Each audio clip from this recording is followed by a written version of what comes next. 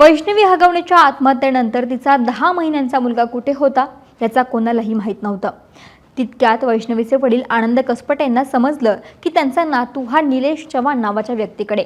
कसपटे तिथे गेले, पण या निलेश नावाच्या व्यक्तीनं वैष्णवीच्या घरच्यांना बंदुकीचा धाक दाखवून धमकावलं आणि तिथून पळवून लावलं। या प्रकरणी निलेश चव्हाणवरती गुन्हा दाखल करण्यात आलाय।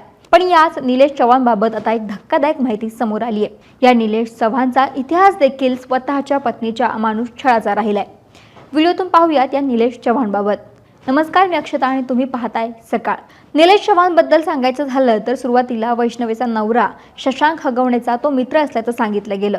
मात्र वैष्णवीची मोठी जाऊ असलेली मयुरी हिनं मात्र वेगळाच खुलासा केला। मयुरीच्या म्हणण्यानुसार तो शशांकचा नाही तर तिची नणंद करिश्मा हगवणे हिचा मित्र आहे।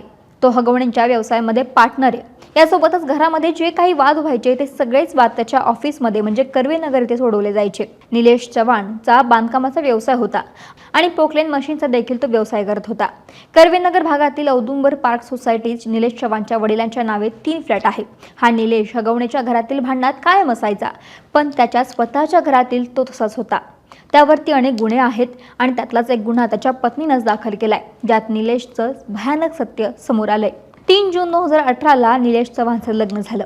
जानेवारी 2019 मध्ये निलेश चव्हाणच्या पत्नीला बेडरूम मधील सिलिंग फॅनला काहीतरी संशयास्पद अडकवल्याचा संशय आला। तिनं निलेशला याबद्दल विचारलं असताना त्यानं उडवाउडवीची उत्तर दिली। त्यानंतर पुढच्याच फेब्रुवारी महिन्यात निलेशच्या पत्नीला घरातील एअर कंडिशनरला काहीतरी संशयास्पद अडकवल्याचा संशय आला।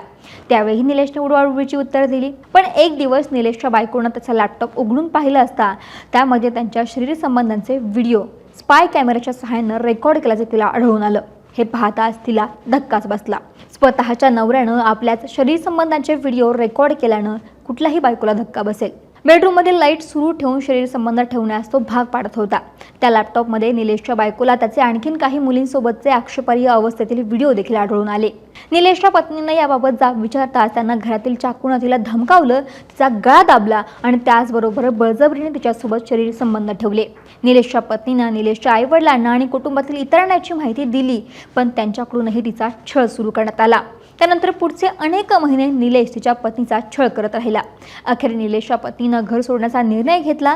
तिने दिलेल्या तक्रारीवरून निलेश आणि त्याच्या नातेवाईकांवरती 14 जून 2022ला गुन्हा दाखल करण्यात झाला। त्याचा अटकपूर्व जामीन अर्ज पुणे सत्र न्यायालयाने फेटाळल्यानंतर देखील वारजे पोलिसांनी त्याला अटक केलेली नाही। अखेर मुंबई उच्च न्यायालयाने त्याला अटकपूर्व जामीन दिला आणि आता ही वैष्णवीच्या प्रकरणात तिचं 10 महिन्यांचं बाळ या हगवणे कुटुंबियांनी निलेश चव्हाणकडे दिलं होतं। जेव्हा कसपटेंना ही माहिती कळाली तेव्हा कसपटे कुटुंबीय या निलेश चव्हाणच्या घरी गेले, परंतु या निलेश चव्हाणनं तिच्या माहेरच्यांना पिस्तुलाचा धाक दाखवून धमकावलं आणि याच प्रकरणी त्याच्यावरती गुन्हा दाखल झालाय। आता तरी निलेशवरती कठोर कारवाई करणार का हे पाहणं महत्त्वाचं ठरेल।